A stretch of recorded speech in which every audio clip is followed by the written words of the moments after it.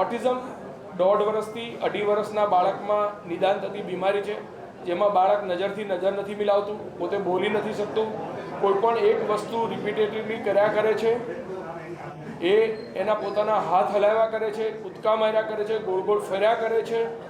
પોતાના ઘરમાં બીજા કે શેરીમાં 15 બાળકો હોય તો એ બાળક એકલું રહેશે, બીજા બાળક જોડે રમશે નહીં, એ પોતાનામાં ને પોતામાં રચ્યું રહેશે, બીજા બાળકો સામે જોશે પણ નહીં. રમવાની વાત તો દૂર રહી, બીજા બાળક સામે જોશે નહીં, પોતે એકલું ઊંધું ફરીને રમ્યા કરશે.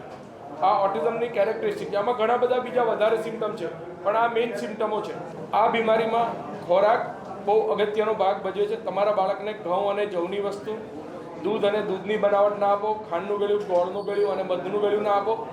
તમારા બાળકને રનિંગ, વોકિંગ, સ્કેટિંગ, સાયકલિંગ એટલે કે ચલાવો દોડાવો. કેમ? તો કે ચલાવવા દોડાવવાથી જે આ બાળકોમાં એન્ઝાયટી રહેલી છે, ઓક્સિડેટિવ સ્ટ્રેસ રહેલો છે, એ ઓછો થાય છે.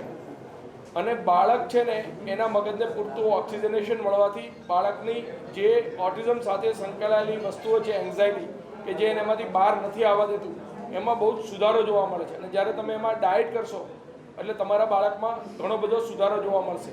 પણ જે બાળકને પેટ બગડેલું છે તો એના માટે લીકી ગટ સિન્ડ્રોમની, જે લોકોને મગજમાં સોજો છે, ઓટિઝમવાળા બાળકોને મગજમાં સોજો હોય છે, તો તમે એને ઇન્ફ્લામેશન રિડ્યુસ કરવાની દવા આપો. તમે તમારા રસોડામાં તમે જે તમારા બાળકનું દાળ શાક, જે ભાત જે આપવાનું છે જે બાળકને, એમાં થોડું હળદરનું પ્રમાણ વધારે રાખશો તો એનું ઇન્ફ્લામેશન ઓછું થશે. એટલે તમે બહુ જ ઓછા ખર્ચે તમે તમારા બાળકમાં ઘણા બધા સુધારા લાવી શકશો. પોતાની ઊંઘ પૂરતી રહે, સ્વસ્થ ખોરાક લે અને માનસિક તણાવથી દૂર રહે તો ઘણા બધા ફાયદા જોવા મળશે.